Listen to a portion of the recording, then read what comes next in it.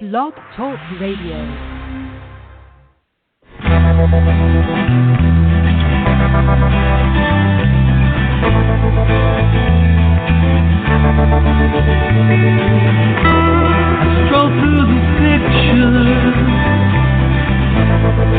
What I've left behind here once again.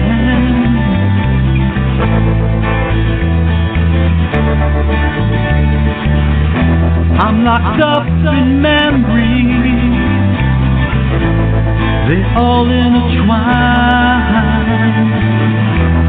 The memories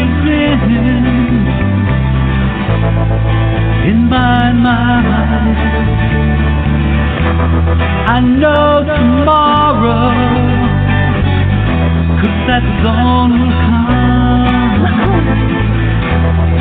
You will never know just what you have done.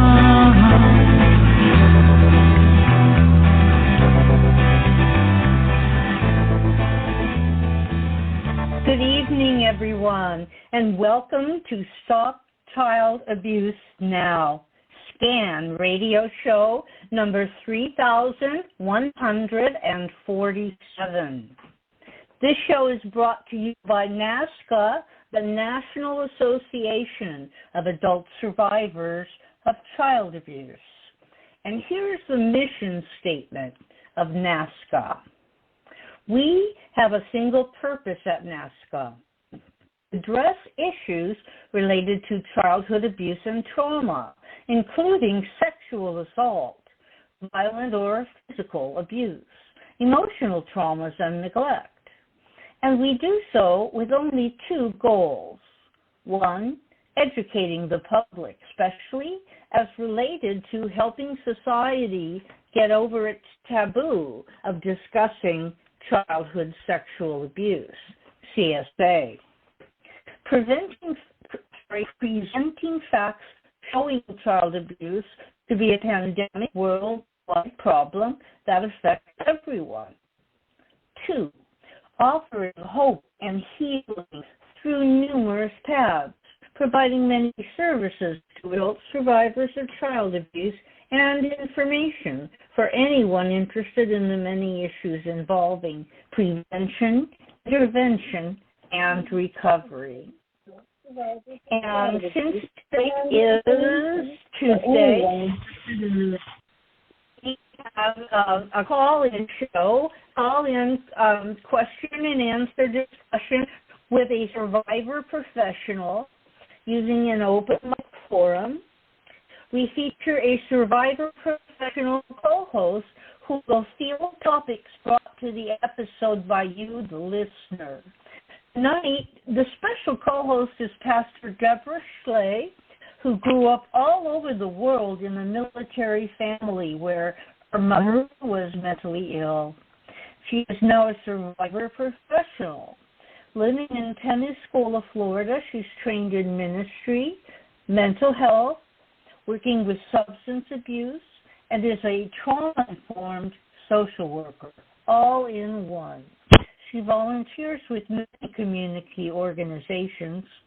Pastor Deborah says she can minister by text, phone, Skype, in person, and however the Lord directs her, 24/7.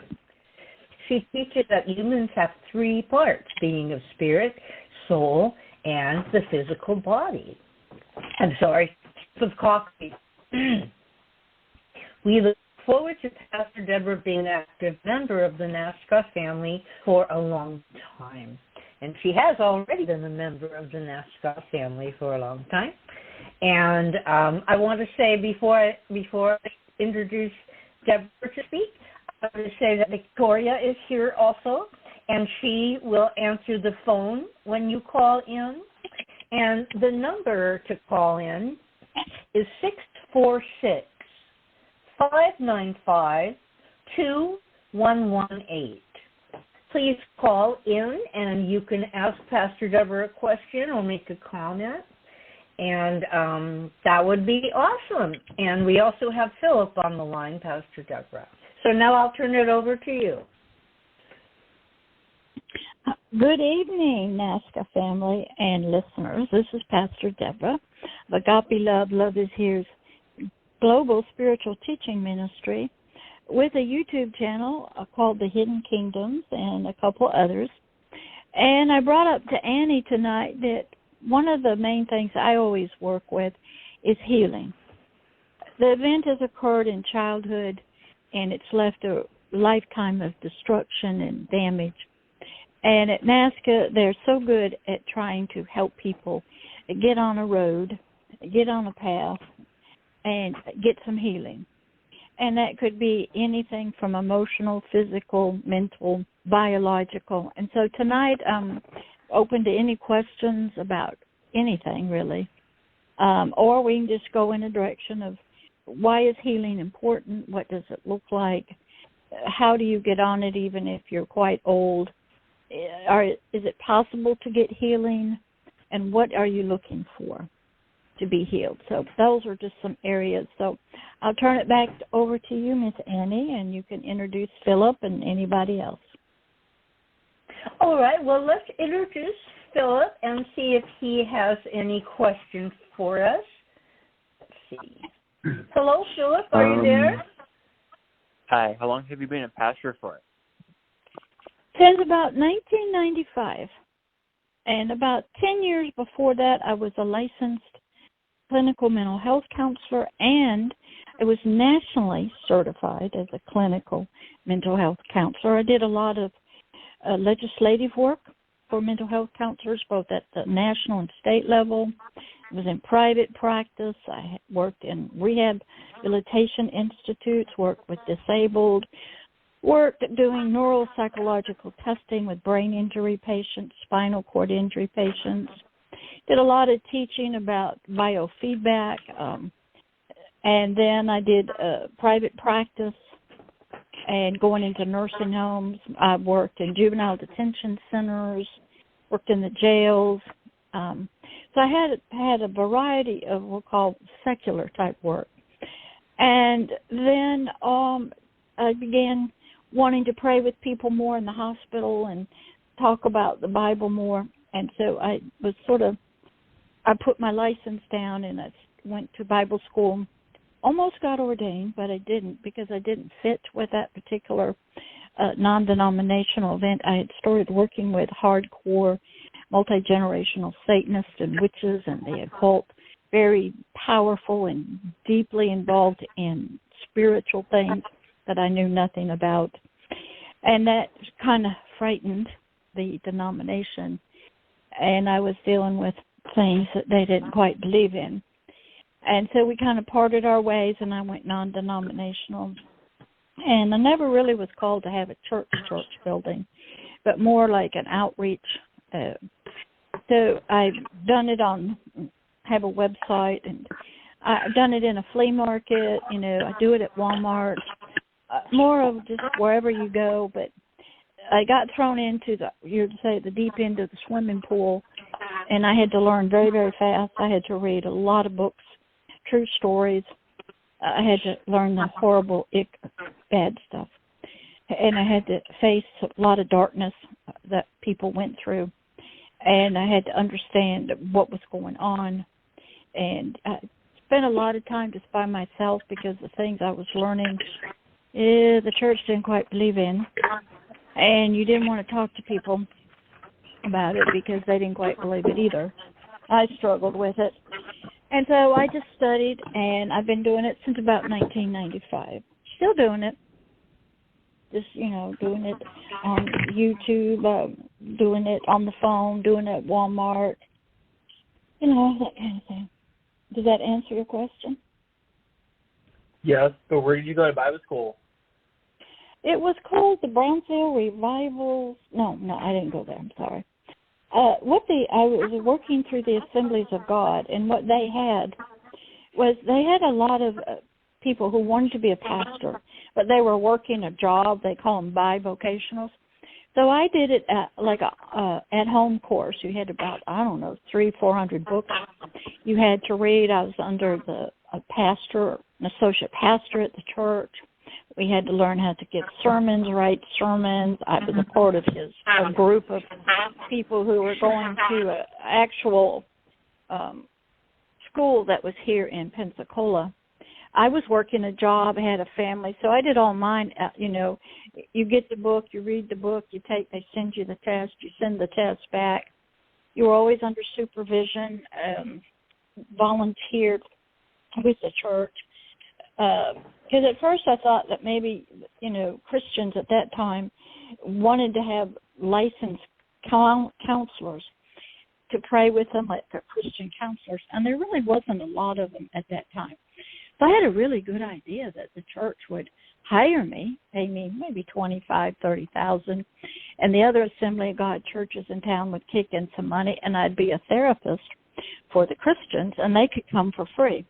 Well, that didn't work out. So I didn't have a job. I gave up my license, and then I started volunteering in every way I could at the church, outreach ministries, the jail, women's ministries, conferences, and stayed under the supervision of the senior pastor and the other associate pastor, kept reading the books, taking things. Actually went to my ordination service, and, they laid hands on you and said, oh, God's got a call on your life. I became licensed. I was a few steps away from being ordained. And then as you got into it a little bit more, you learned there was a certain kind of box you had to fit in, which be a full-time senior pastor, associate pastor, children's pastor, youth pastor, praise and worship, or an evangelist. And you couldn't be an evangelist till you had served 2 years full-time staff as pastor. Well, I was more outreach. I was dealing with some really hard stuff. And so they didn't really want to hire me. There wasn't going to be a place. And in most denominations, it's if you don't have a doctorate of divinity, gone to the right school, and going to get on staff full-time, which a lot of females, didn't back then. You just were on luck. And you could run the women's ministry, but usually that was the pastor's wife and a few of their friends. So I got the knowledge, and I got the experience. I had a real hard time learning how to write sermons because the assemblies wanted it done a certain way. You had 3 points, and then you do this, and then you tell a joke, and then you tell a little bit more, and you had to go about 45 minutes. I had a real hard time doing that. But I sort of got through it, and I'd go practice in my pastor's office, and he'd listen and then critique you and send the stuff off to the national. But as I was getting close to being ordained, I learned a lot about being in a denomination and about pastors, how the ordained ones worked, how they did their policies and procedures, how they did evangelism and money and stuff. But the leadership in our district got very frightened because I was moving in an area that they didn't quite like to be in, which was dealing with witches and hardcore stuff that they said Christians couldn't have, but yet I was doing deliverance work on Christians and passing some things out that the assembly said you couldn't have, but they were there.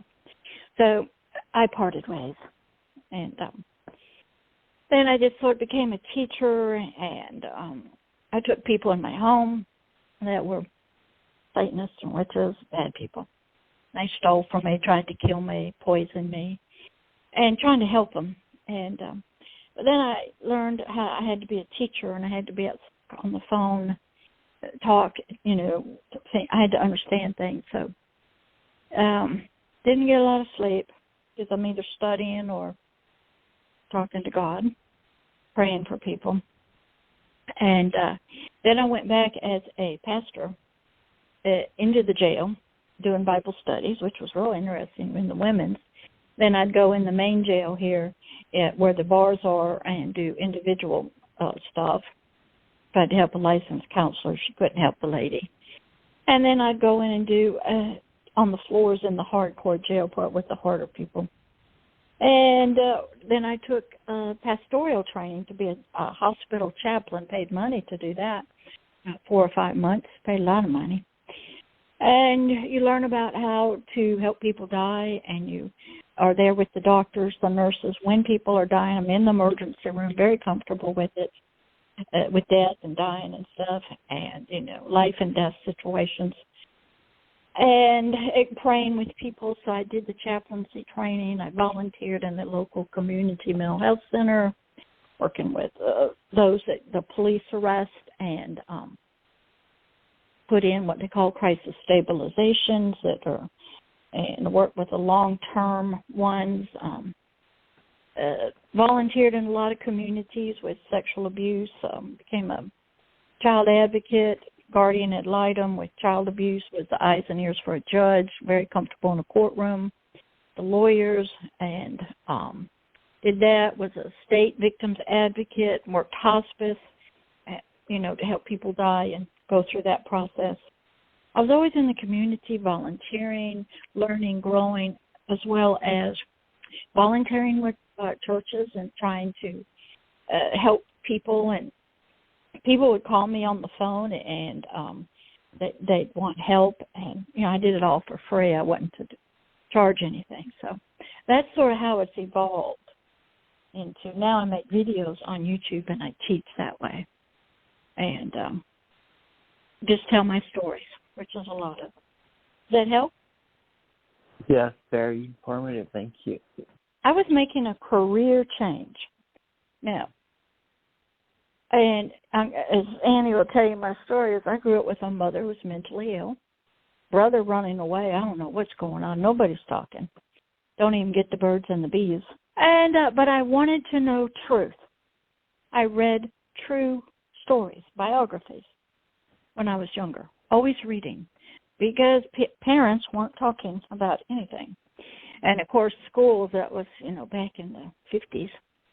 When you want to help people, you first have to want to know the truth, even if you're just wanting to help yourself. Say, I know there's something wrong with me. I don't know what it is, but I've got to find out the truth. That's the starting point for healing. We grow up in a family. Most of it's a mess. We don't know why our parents do what they do. We don't know why things happen to us the way they did. We don't know. And nobody's talking. I grew up in a military family, which has a code of silence because everything is always reflected back to the husband. And if anything gets back that you're having marital problems or family problems, the husband may not get promoted or he might get kicked out, so you don't talk. And I was an officer's daughter. You definitely don't talk. But I grew up around military men who were fighters, protectors. They'd go lay their lives down. I grew up with airplanes and bombs and officers, and I learned about dedication to nations, to helping people. World War II, my dad actually worked with General Patton. So I have that protective warrior-type identity, wanting to know truth. So you start there, even if something happened to you, you go, what happened? Why would people do this? So I started reading true stories. And there's a lot of, you can go to any bookstore or something. There's true stories about sexual abuse as children. There's movies out there about trauma that happens to children and what, Three Faces of Eve, she wasn't sexually abused, true story. Some of her videos, the lady that was actually on YouTube, showing her different personalities, but it was a trauma, kissing her dead grandmother. And Sybil, and then there were other ones. So I started seeing that. Now, in mental health counseling, at the master's level, a master's counselor does not get training, educated experience in working with multiple personalities due to trauma, childhood trauma. That's your PhDs. And when you're in that system of mental health counseling, there's a pecking order. And you had to understand the World Health Organization and American Psychiatric Association and who's in charge, who's the boss. who sets all the, because we worked out of the book called the DSM, the Diagnostic Statistical Manual, and how medicine worked, because that's what the mental health counselor steps into the world of medicine. You had to understand medicine, the language of medicine, which is numbers. To diagnose a broken arm has a certain number. Each depression has a certain number, and if depression was something else, has a certain number. Because that's how the psychiatrists talked in the files and to the prescriptions, to the insurance company. Had to learn all that. So it's a different world, and then the psychiatrists basically, they go, something's biologically imbalanced. We're going to get some medicine to you. And you don't have a brain tumor, you hadn't had a head concussion, don't have brain cancer. So your chemicals that's all in the brain is all messed up. So if we balance that out with medicine, you'll be able to be clear thinking. Then I'll pass you on to the psychologist who used to work for the psychiatrist before they became independent. They used to do all the testing, neuropsychological testing, which I did a lot of for a psychologist. But the psychologists really didn't do counseling at first. They did the testing. Your licensed social workers who were medically oriented. Well, stepping into mental health counseling back in 1983, 85, you were stepping into the medical quality assurance department of the state, and that's where you got your license from. You had to have a master's degree in certain things, 2 years of supervision by a licensed person. I had one by a clinical psychologist. You had to take a state test, make a certain score, which took me 2 or 3 times to take the state test because I missed it by one. It cost money. But at that time, back in the late 80s, you couldn't even get hired as a master's person in a community mental health center or private practice without your license.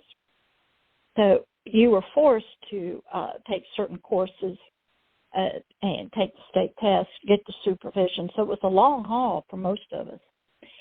And then we could charge, I think at that time we were like charging $50 an hour. That was pretty good back then, or for 50 minutes. And then and the goal of most people is they wanted to do the private practice because they could set their hours and make up more money. But my first job was in a rehabilitation institute where people had been physically. And that's a whole other ballgame. I was on a team of social workers, physical therapists, occupational therapists, a physiatrist, that's a doctor, working with stroke patients, head injury patients, anything that had to come out of the regular hospital and go into a rehab hospital. And we're part of a team, and I had to learn how to read doctor's notes and be with nurses and be with, when the codes go, you had to learn the codes when somebody's having a heart attack. So I had experiences that most therapists did not have. And then I volunteered because I knew everybody's got issues, okay? And, so you go into a drug rehab, we'll get you off the drugs, we can detox. But now you got to deal with the issues on why you did the drugs and alcohol and stuff. A lot of mental health counselors don't have the vast community volunteer stuff. They don't have the experience. They don't get the training. So when I started, why did I start with the hardcore stuff? I don't know. It just, I was in church and they showed up and I go, okay. First time I ever saw something that it looked like it was somebody was going crazy, and I was thinking they better put that person in a straitjacket. And I heard somebody just say, I bind you up in the name of Jesus, and that person just got quiet. And they go, oh my gosh. So my experience was I was thrown into the very deep, deep end with multiple personalities, witchcraft, spells, voodoo, anything that, was spiritual and so. And I had no knowledge of it because you don't study that. And I ran into this recently in a local community mental health center. I was doing a group I teach on that were 3 parts. We have a physical body. Everybody pretty much agrees with that. We have a soul. That's our mind, our will, our emotions, and our feelings. That's for the therapist. And then I believe we have a spirit. the part that lives on after death. And so I had this one precious young black man. He was so cute. And I'm in the crisis stabilization unit, people, where the police have brought them. They're freaking out. I never was afraid of any of them, even though they're bigger than me, and some of them back me up against the wall and stuff, but I never was afraid. And he said the reason he was there is because he felt he was under spiritual attack. And I go, what do you mean? He says, well, my parents, they worship voodoo. I go, and he says, I don't want to worship voodoo, and I think I'm under attack. Now, how do you address that as a mental health counselor? You're not taught about it. And then I would teach them, okay, you leave the crisis stabilization, you leave jail. The chaplains aren't going to be there with you. The chaplain that's visited you in the hospital, we're not going to be there. But the local community pastors, people, that are Christians, they're out there. And so we're here. I've spent many time on the phone.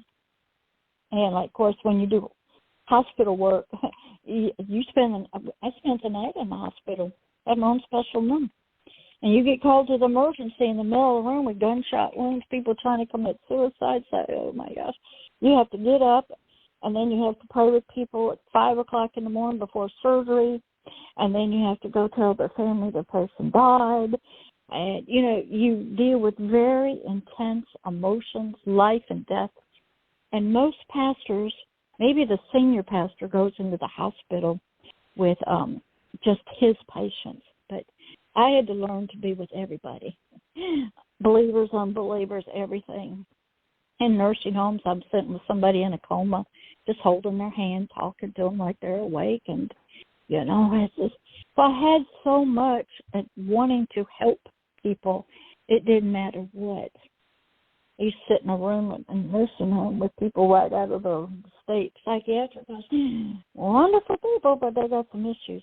But I had to do all that, so it would push me to study and read through stories. And so I wouldn't be afraid, and I'd get out of that little box. And I was more willing to do that than most, we'll call them pastors. So I didn't quite fit the way they did. So I've had a lot of experience. Hi there, Pastor Deborah. This is Victoria. Huh? This is Victoria. I haven't talked to you in a while, but I'm really excited that you're on the show. I'm the co-host on Tuesdays and Thursday nights now. So I'm really excited about that. And I was really excited to see that you're going to be on the show tonight because we've talked. And I just want to let people know that, the times that we talked over the phone, it was real helpful. I don't know, you have a very calming way about you that really helped me a lot.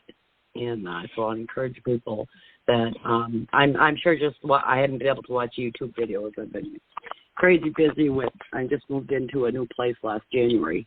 Not this last January, but the year before. So my whole life is like completely turned around different. It's like amazing miracle.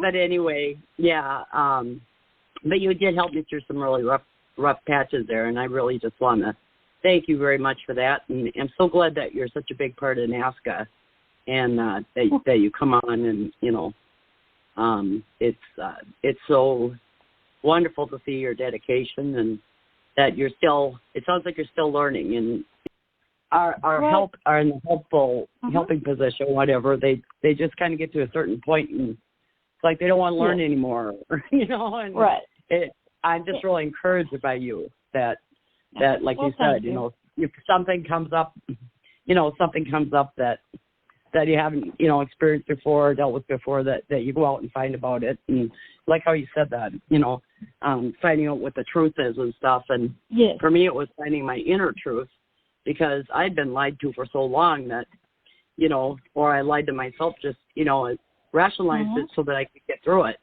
and when I quit drinking and using drugs, reality hit, I said, I always say, quitting drugs and alcohol is the easy part. Living life on life's terms and having all these memories come back, that's where the hard stuff comes in. And I like to tell people that's when we need some help, and it's okay to reach out to somebody for help. I mean, I always thought that was weakness. So when what types of things do you do? And then I was also wondering if you could talk about how do you take care of yourself? You said, you're available 24 hours a day, and you're doing all these different things, and wherever God calls you. So how can you tell us? Because a lot of us do that. How do you take care of yourself to make sure that your spiritual center is strengthened, and you've got the strength to go out? Because I used to always think, give to everybody first. If there's any little bit of drop of extra time, then I guess I could take care of myself, and I had to switch that. So I don't know. Could you talk a little bit about that? How you take care of yourself to be able to go out?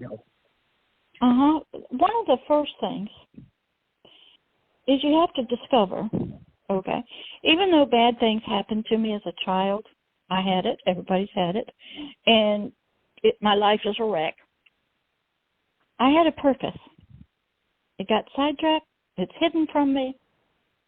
Okay, you start there, and then you start asking questions. Why would this happen? Why would this person do that? You want to know why. You want to know. You become a truth seeker. My parents would read books. I think they're called fiction. Not true. I've always right now I'm watching Chinese historical dramas. I learn a lot. I watch true stories. I'm not into all the other stuff. Now, when I was making the transition, I was still married, had a child, worked a full-time job, had mother, father, brother, uncle, aunts. Okay? Everybody's dead now. There were some days I didn't think I'd survive because there was something in me, because I had discovered I'm called to do something bigger than my life, bigger. And how I discovered that was when I was a young teenager, I would love and want to hang out with some of the most weirdest people. In the South, now I'm not a Southerner, I was a military, I'd hang out with black people. But they weren't black to me because I was military. We hung out with people from all over the world. I hang out with people in wheelchairs who had physical disabilities or blind or something. And I would love them. I'd just be their friends. I didn't know why I loved them. I wanted to take them to the movie theaters, go out to eat, have fun. But I didn't know why. We see that now, okay? And I'd give out that love to them and be friendly. And then I would tell people, God just would fill me back up with love during the night. So I was starting to see my behaviors were created by love. And I was hanging out with some of the worst people, love drug addicts, worked in there. I don't know why. So I started discovering, not sports, didn't do any sports, but I care less about the world because in the military, you lived on a military base. You never were a part of the community. You didn't really get involved in sports. My brain is thinking, my father made us go overseas to help set nations and countries free. We are freedom fighters. We are here, we're trained, we're educated to help people who cannot help themselves. That was my atmosphere I lived in. But I had to know truth. I read Mein Kampf by Hitler. I wanted to know why he did what he did. When I am a teenager, I'm reading true stories about a guy that took a MiG jet and escaped Russia. Why? I'm reading about Peter the Great. I'm reading about all the kings and the queens and all of that in history. I love history. I also wanted to know people's nonverbal communication. You can talk to me with your eyes, your hands. Okay? I wrote a graduate paper on it. I wanted to know why people did what they did. And there was something in me from family stuff that loved, don't know why. From there, the only thing females had to do, now most men don't have this problem, was you be a counselor. My dad was a teacher. I taught a little bit in Troy. Didn't want to do that. I wanted to help people, and the only way was counseling. And so you just proceed down that route, and while you're doing that, you have opportunities. You just go through life, and bad things happen. And through your life, I was always seeking God. I went to communes seeking God, Christian communes in Atlanta. I went to every kind of denomination. I read the Bible since I've been 3. got the same Bible. So you were on like two routes the whole time, okay? Seeking this God, trying to find him somewhere, okay, but doing bad stuff. But yet also got this military type, helping people. And so you go through your early adulthood and all of that gets thrown, mixed up together, sort of like you're baking a cake, and these are the different ingredients. But you don't know because there's nobody talking in my family. There's no mentor, no master to sit and be mentored under, okay? And in the church at that time, most of them were the women. They don't do nothing.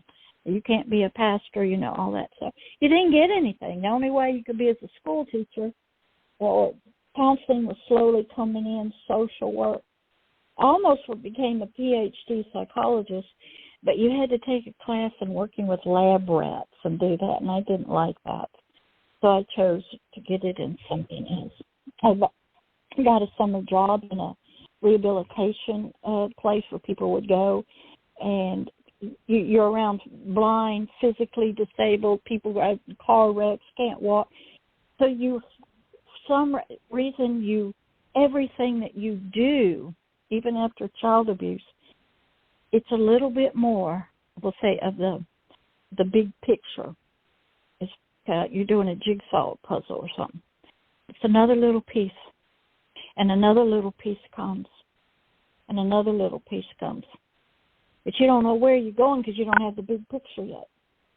And a lot of people don't realize even having sexual child abuse. In the Bible, God says, okay, that I didn't want that to happen, but I'll take it.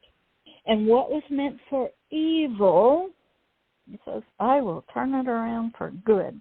But if you don't hear that from a pastor or church, or read it or hear a testimony from somebody that's happened, you won't get that piece of the puzzle for your life. So here I go. I'm always going to church, seeking God. I don't know why. Seeking something, reading the Bible, didn't understand it. Okay? Go through college, go through master's school. Okay? Reading the Bible, going to church services, going to LGBTs, going to their board of directors, loving the people that most Christians don't love. Hanging out with homeless people. Okay, why? I don't know. It's all a piece of the puzzle, and we're trying to get it. It's there. But as you go through experiences, or you read a book, or you read a true story, or you watch a true movie, okay? You go watch a movie by Mel Gibson, Hacksaw Ridge, about this young guy said, can't carry a gun. But he became a medic, and he would pray. There's too many testimonies of people in real life, okay? And you put the pieces slowly. If you get a mentor, it's sort of like in the Chinese dramas I watch, karate guys, they go get a master, and they sit as a student for years, and they learn that their job, they're going to learn the martial arts. That's what I tell guys in Walmart, big guys. I say, you know why you have those muscles?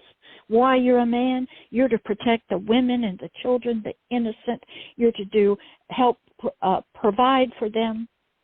That's why you have those things, not to be bodybuilders and make money. Because most men don't even know why they're a man. Why are they different? Why are their muscles different? They don't know why. Women don't know why they've got a womb.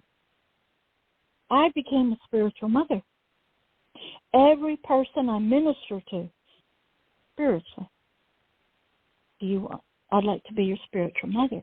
Because I found out that Agape Love is the anchor to the soul and the spirit. And they want a mama. Because the mama is the first connection a child has. Changing the diaper for months and months. All that baby hears is mama's voice. Mama's the anchor. Then eventually Dad comes in.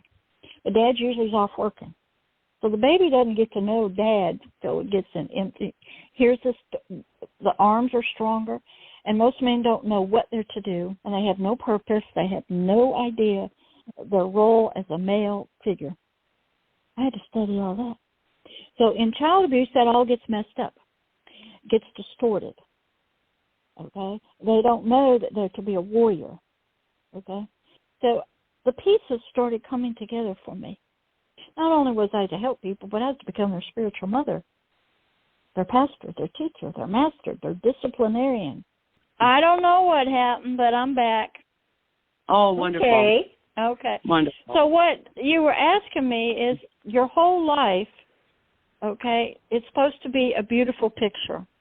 And you're just, all right, child abuse came along, and all the pieces were mixed up, thrown away in the trash can, and you start with it's there. You just have to go look for it. And it takes years. And Victoria had asked me, how do I manage my life? During the early years, I did not get much sleep because I had a life to live, a job, a family. I would read. I didn't watch television, okay? I don't watch it now. Don't watch the news. I don't watch all those shows that everybody, all those comedy shows. That's turned off. It's the Bible stories, the Word, the book. That's all I did. And then there were times when God would sit me at home and say, study. 2 years. Stay at home and study. You need some healing.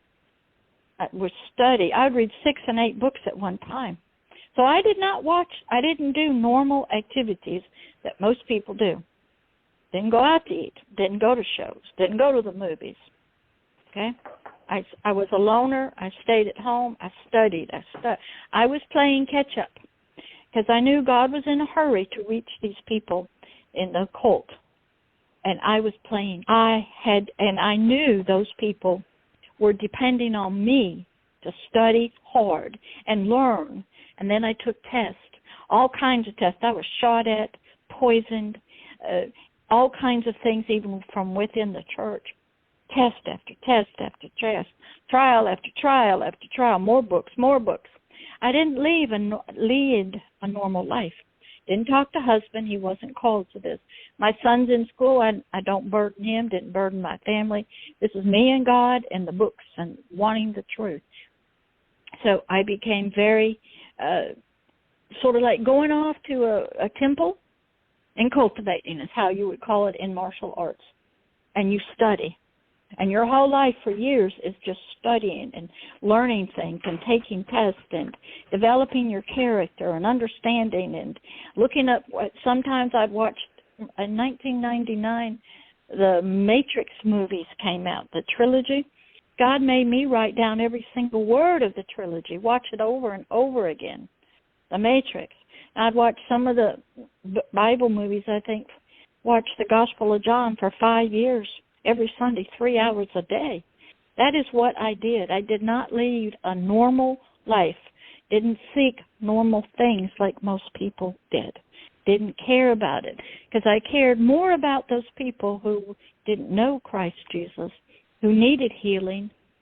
And if I didn't do my part, they would die. They're going to die. We're all going to die. But they're going to hell. And God would hold me accountable for it. And I knew that. So I spent every day. Sometimes if I got 2 hours of sleep at night, that was good. Because then I had church and I had prayer and more study, more phone calls, more people. And so it wasn't easy. Because, if I had started when I was younger, like we were all children or something, remember we'll use the gymnastics people when they start as little kids and they're practicing when they're real little. You'll be real good by the time you get to early teenage years. Go to the Olympics and win the gold medal. Well, I didn't get started like they did. Didn't have a coach or a trainer. Didn't have a pastor. It was just God and me and the book. And so my life was a little different, and I had to grow up fast. I had to write and read and rewrite and write again and reread. Write down the scriptures. Look up the words in the dictionary. Look up the words in the Strong Concordance. It was fast-paced. And then, while you're doing that, you don't just get to study. You got to live your life. So I found my ways, I just sit in a rocking chair, walk outside, talk to the birds and the squirrels. My diet had to change, all kinds of things to stay healthy. I don't think about most of the things that, like now, I don't watch TV. I do my computer work, my videos. I watch my historical dramas now, which God uses to teach me, to push me to study and then read the Bible and then write.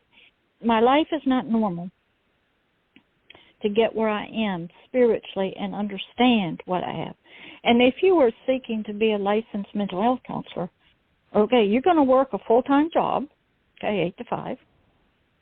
You're going to be studying and reading books, being under then supervision for 2 years, even if you're married and have children, before you even go take the test. Then you got to go pay lots of money. Then I had to have malpractice insurance. I had to pay for that. So to get somewhere, let's say you want to be healed, you got to work. You have to invest time, energy, your life. You can't live life like everybody else. You can't want life like everybody else because you're starting sort of like when you're in the hospital and you got a broken leg or you've had a stroke. You've got recovery time, and sometimes it takes a while. You know, like if you've even had a heart attack, they put you in cardiac rehab. And most people that have sexual abuse as children, they get through it. They don't know what happened. They don't know why. They don't know what's wrong with them.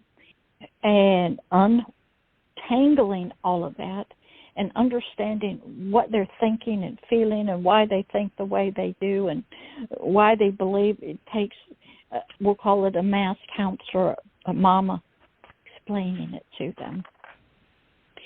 And it's not pretty to understand why, you know, okay, why it happens, why them. And then I had to understand what happens during the sexual abuse trauma to the child, to the person who's doing it. That ain't pretty either. I had to understand what was happening, when it was happening, why it was happening. So I had to study, read books over and over and over and write and read. And even today, I don't think I've turned on my television probably in 3 months. I watch the news to get the weather. I don't watch all those comedy shows. I don't go to the movies. I don't do any of that. Now, I'm different, okay, than most people. And a lot of times I'm up all night.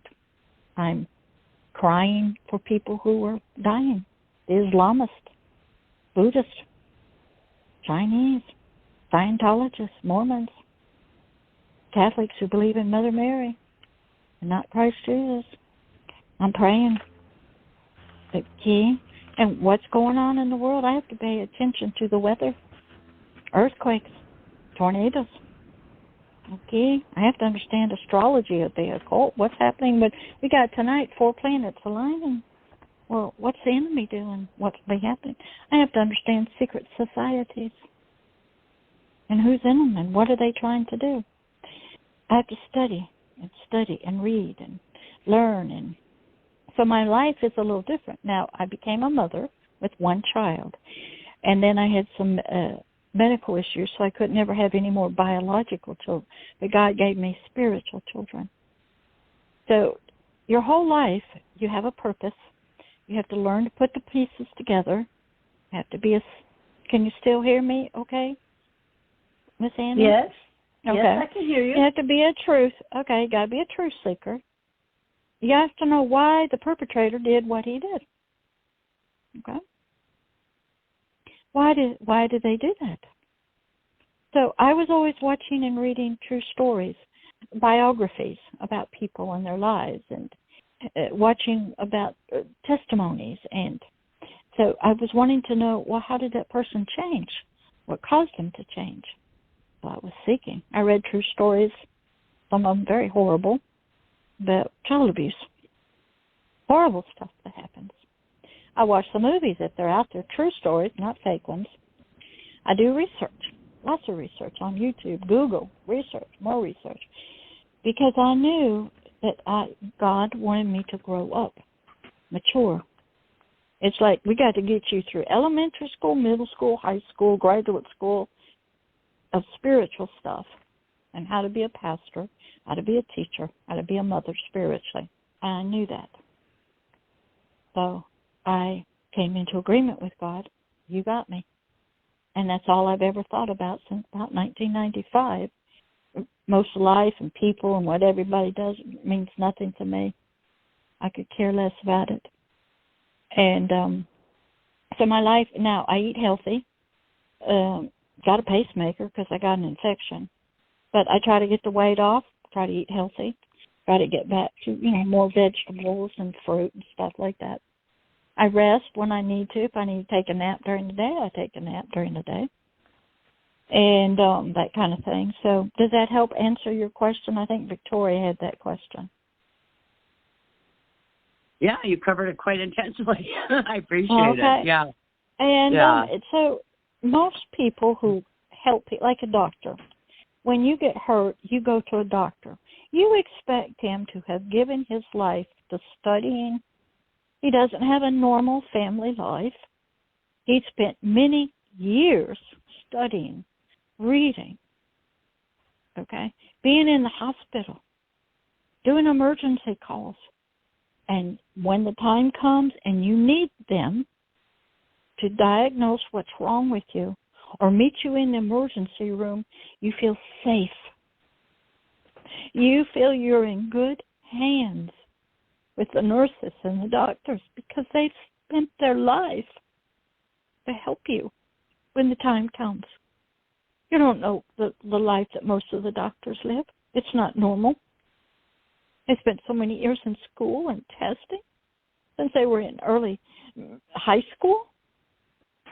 But when the time comes and you need them, you get in an emergency room and you go, I'm in your hands. And they are ready with kind words. They are ready 24 hours a day to help you. But you don't ask them about their lives and why they don't live normal lives. They don't watch all the stuff you do. They don't go to the games you do. They don't go out to eat. They don't hang out. Life is different for pure professionals that help people. They live differently. And they have to control their emotions and their lives. And that's all they think about is helping people. Of course, it's medically. And many of your therapists, like policemen, are like that, firemen. What do they have that they will go into a burning building? Or a policeman go in and have to kill somebody to save other people?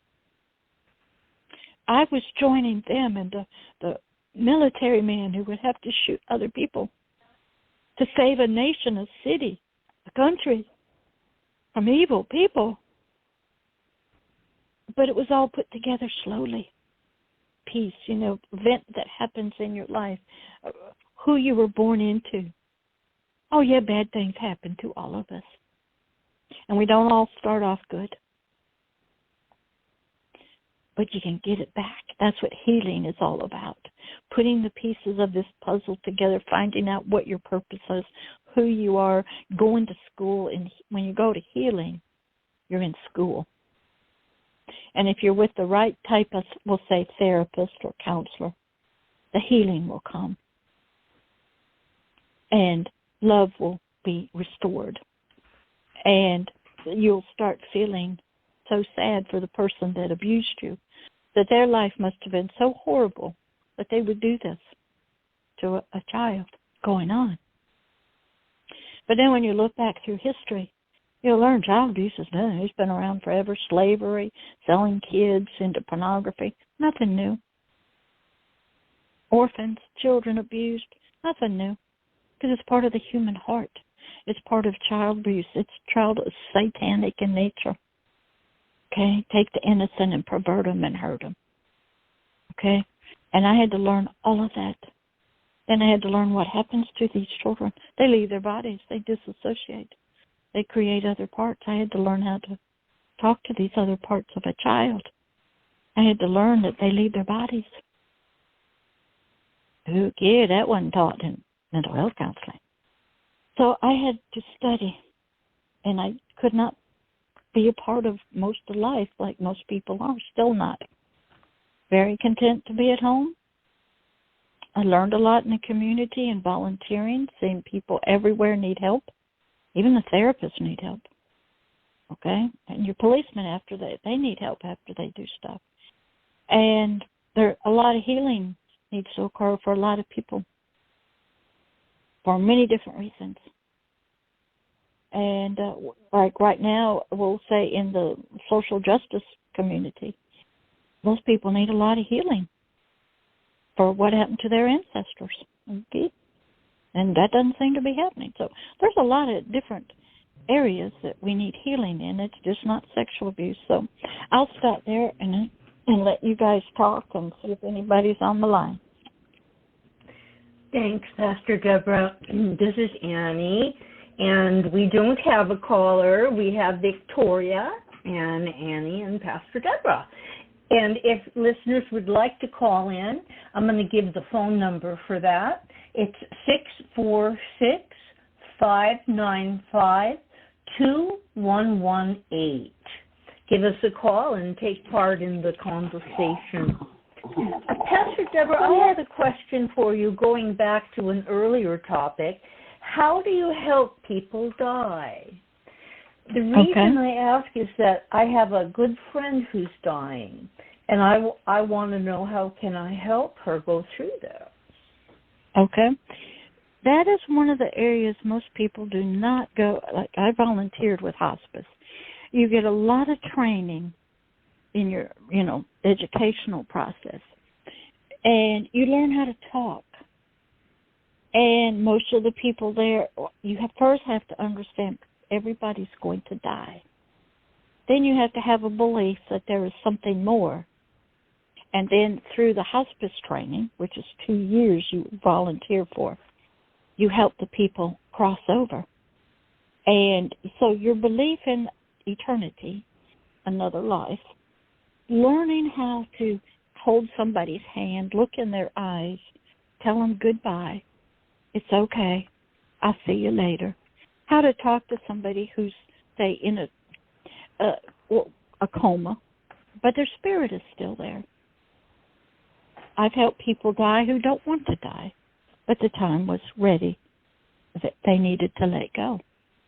If you're a Christian, you try to. I had this one guy come to me and he said, "I'm dying." I go, "Yes, I know you are." He was on the phone, I think, and he knew I was a Christian and a pastor. And he says, "But I'm afraid because I don't believe like you do." I said, "That's okay. I will believe for you. And there's somebody that believes in you. And he paid the price for you on the cross. And he already forgave you. So between him and I and our belief in you and that we love you, we'll get this job done. And I'll see you later." You go ahead and go with him. You have to learn that. You have to experience. The hospice is a great training ground. Have to help people learn how to die. Holding their hands, looking in their eyes, helping them to say, it's okay to go now. With my dad, I did that. He had loved my mother. She was gone. And he wanted to see her. I said, it's okay. Your house is taken care of. You go to your next duty station. Your wife is waiting.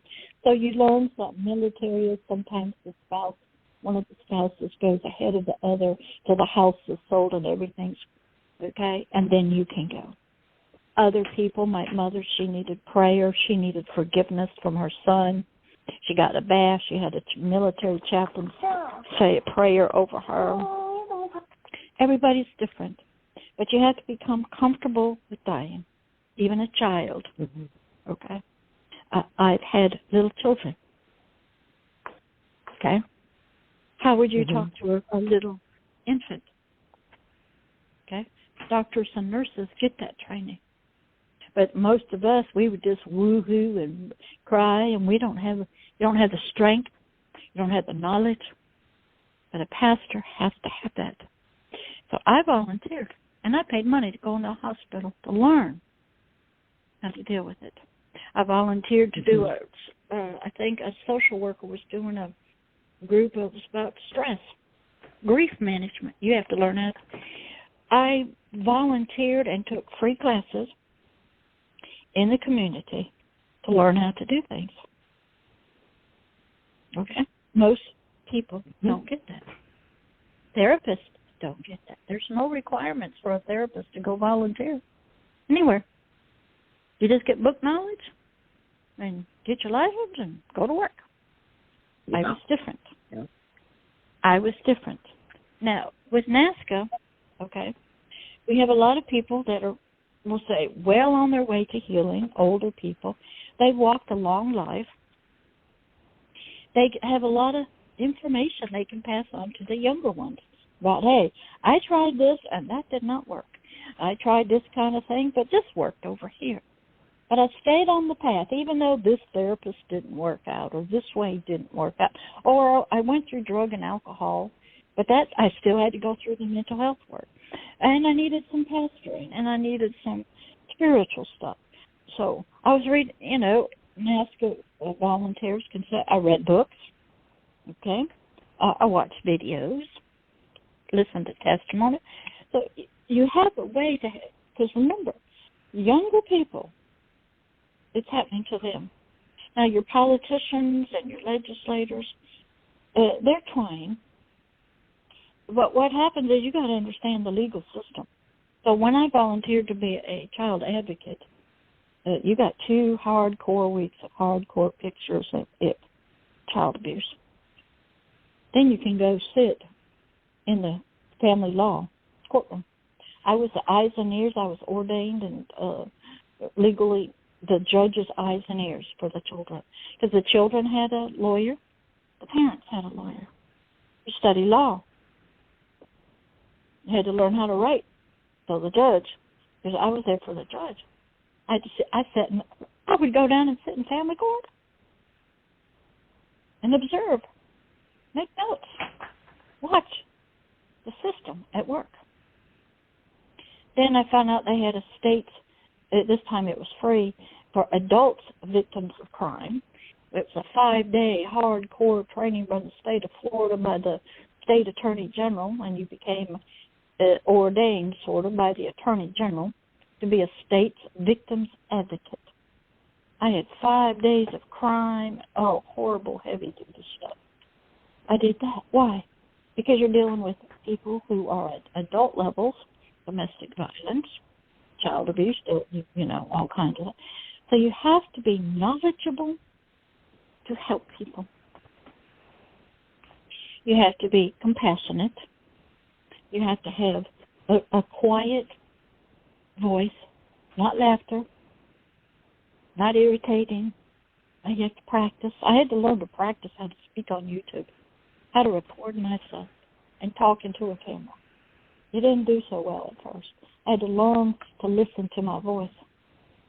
I had to learn how to speak to people on the phone, in the hospital, talk to them in the emergency room where they're trying to pump their stomachs out, talk to the nurses who were crying, the doctors, the emergency. I had to learn. I had to be supervised. They didn't release you in the hospital. That you were followed around by somebody else who's already passed it. They listen to everything you said when you're talking to a patient. They're following you before they release you, part of this program. So I was used to being supervised, having people sit and listen to my counseling sessions in order to get nationally clinically certified. You have to tape record your sessions, and they listen to you. So I was used to that, being supervised, mentored, having people over what I said, how I said it, talking to me. I had associate pastors of a church listen to my sermon, critiquing it. I put myself in those positions because I said, I don't know how to do this. I want to learn. Teach me. Not many people will do that because they think, I know how to do it. Okay? And I had to study triggering, telling your story. It's wonderful to write a book and tell your story, but what's the end point of it when it's over with? Okay? If somebody that's been sexually abused reads your story, what is the end? What will they get out of it? What's the goal for it? So I had to learn how to write. I had to learn how to edit. I I had to learn that there was a bigger purpose at the end of every story. Like every video I have, there's an altar call. I do YouTube shorts, less than 60 seconds. I go, I'm looking at you. I can see what's inside going on. Is this you? I'm looking. Other people can see your thoughts. You know that. I'm questioning people to take a look at themselves and what they're doing and thinking and what's important in their lives. Some people just, they don't really care. And so I'm a little different than most people. So I'll leave it there and see if you guys have any questions. Thank you. Wow, you have so many trainings. I'm really impressed with that. I didn't even ever think about, I could go and get trained more to be a better advocate, which is what I don't do a lot of advocacy, but... Okay. Advocacy is sort of, we'll put it as like a big umbrella. Under it, you have legal advocates, victims advocates that work with district attorneys, and they're there. A crime has been committed at both the adult level and the child's level. Well, that's one training. I learned how to do helpline crisis work in college. To learn how to talk to people who are in a crisis, in a suicide, on the phone. You have to have that. Okay? Then you have to have what is abuse. I took everything. I would look in the paper, everything that had free training, okay, that was going on. And then if they asked you to volunteer, I agree. Some doors were opened, some doors were closed. If I wasn't working a full-time job, I volunteered because I believed in getting education. I volunteered in the church. Go through, listen to nurses. I had to be comfortable with, and at the time you don't know that you're putting a piece in a puzzle. And this is part of your training. And then that'll end. And then you go volunteer and get another training. And then that. I went through the National Alliance of Mentally Ill, NAMI. They have family training. They have weekly meetings. You go to them. You learn to hear what people are saying about their family with mental illness. You go get training. Free, if it's free. That's what, we don't pay. But the chaplains, because, they have chaplains in hospitals. And I didn't want to work in a hospital, but I wanted the training. And, I was willing to pay money. I think I went 5 days a week maybe, or 3 days a week for months. And I got a certificate. Okay? Everything is important. Okay? Whether you volunteer in an outreach ministry, I've volunteered with many churches. I go help feed the poor. I go down there, and if there's free training, I go. Okay? And that's all I did. And there's plenty of training in every city with free things, and you learn. Go serve some food. I volunteered also in a homeless shelter. As a pastor, I could give the lunchtime devotional talking to homeless people. I had about 10, 15 minutes to pray with them, teach them a little bit. You got to get up in front of people. You got to learn how to talk on a microphone. Got to learn how to be recorded. Okay? Nowadays, you have to learn how to talk at home on your, and do proper YouTube stuff and talk with cameras. And I've written books. I just don't sell them. I've written. I write. I was never called to make money. It was all to be given away free. And so that's what I do. And so a lot of advocates, they're spending a lot of time still trying to get healed, which is good. And they might have a good therapist, and maybe they're with them for years. And maybe that therapist can help them in one area, but they need some help in another area. So it's okay to have many helpers in your life, And if you pay attention to how we as children, we had a kindergarten teacher for 9 months. And then it was time to move up to first grade and second. We had different teachers. We learned different things, okay? And we continued throughout, our early education. Some of us, we did sports and stuff. I never did. I had the military influence. So I'm comfortable watching military, World War II movies, spy movies. Now, I want to stop you there. That was interesting that you say, we go to kindergarten 9 months and we go to first grade. We got one teacher all throughout, and then all of a sudden we get to high school, middle school. We've got all these different teachers, because a lot of people go, well, I do this one thing. I go to therapy. It's like, but there's so much more that you could be getting, or like you said, helpers, like for me. That's right. I've got, I've got somebody that does my housing stabilization.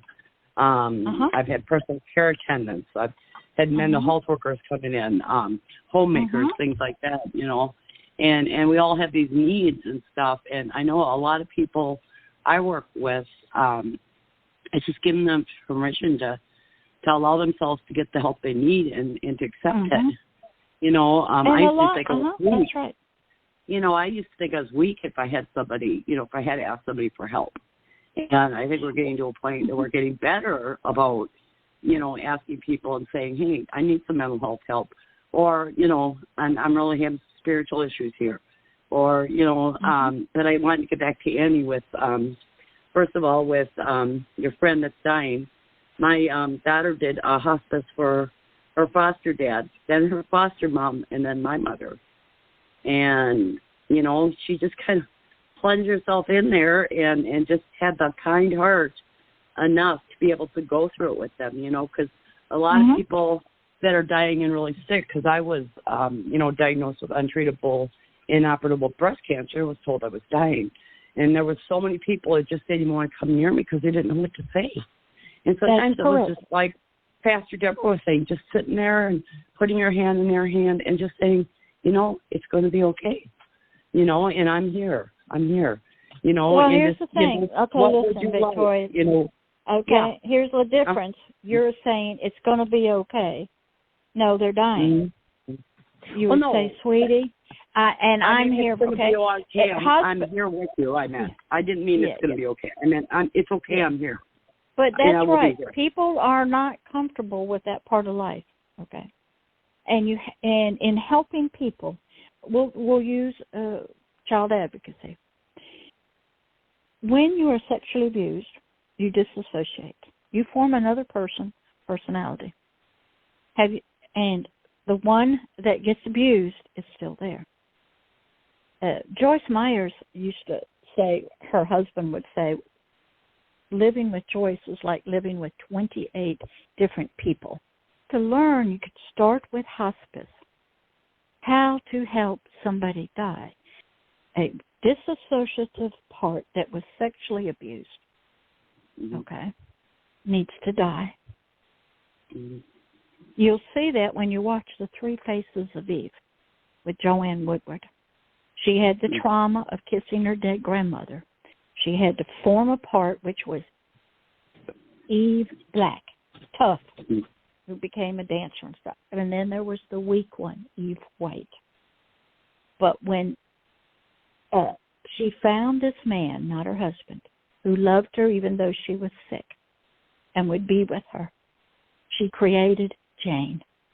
And they all three came into the psychiatrist's office. Eve White said she didn't know what was wrong, but she thought she was dying. Eve Black came in and gave her favorite dress away to the psychiatrist, said she thought that she was going away too. And Jane came out.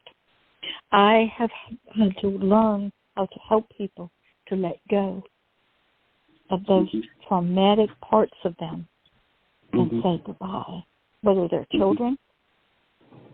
Hospice is the beginning of it. Some people might get it from in their family.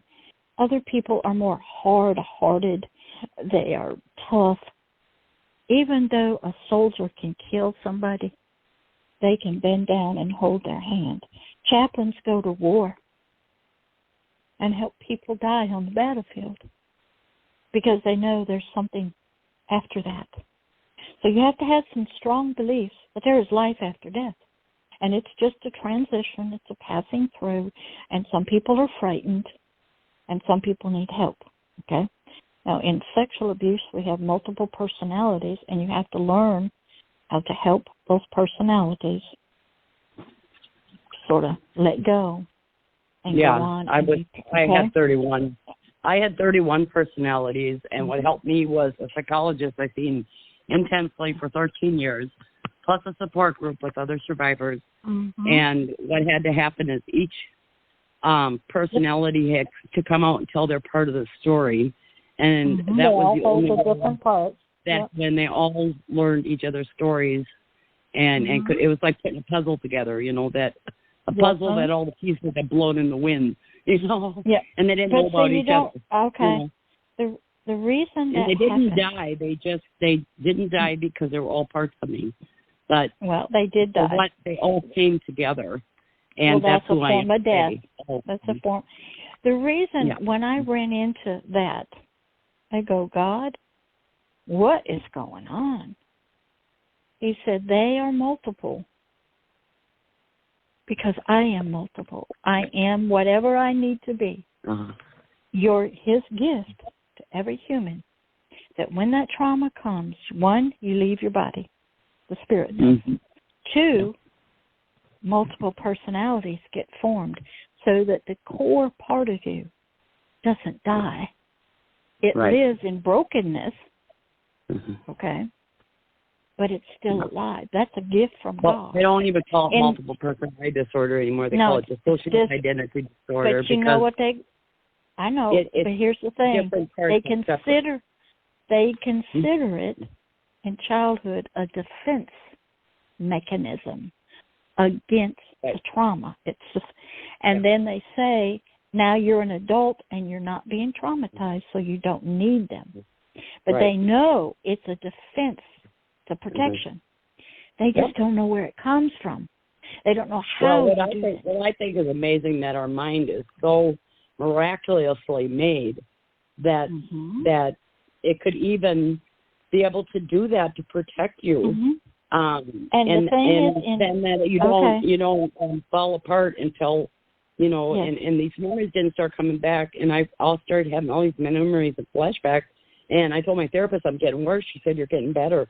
She said, because you're in an environment with your spouse that you can trust, you feel safe here, and they finally can come out and tell their stories, and they weren't able to do that before. So actually, you're getting better. And I said, well, I'll come back next week, and you can tell me the same thing. That's one thing. Okay, well, that's how therapists look at healing.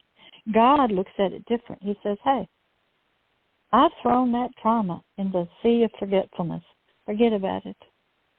I'll take that part, that disassociative part, and I'll bring it up into my love, and it will just be gone. Okay? He works differently than therapy, but therapy helps. But see, that wasn't taught at master's level, okay? That wasn't taught in normal pastoring, working with that. Well, I tried the religious and that route. I didn't say it did not work. No, religious. Well, the Jesus thing didn't work for me is all I'm going to say. Well, Jesus is not God. He is and he's not. It's the spiritual part. So when you get stuck on Jesus, you're stuck on the dirt and you're stuck on the outside. Therapy, okay, they're trying to bring healing, a oneness to you, so you can go on with life without all the issues that come along with it. But what happens, most people, even in NASCA, they don't talk about the dissociative identity disorder. They don't talk about the many different ways of healing. What's the purpose? Okay, so now, Victoria and Annie, you got sexual abuse, you get healing. Now what? What's the goal? What is your purpose now that you're healed? What's your purpose? And a lot of times people don't get that training to know your purpose is. So I'll be quiet. You got about 8 minutes to close out the show, Miss Annie.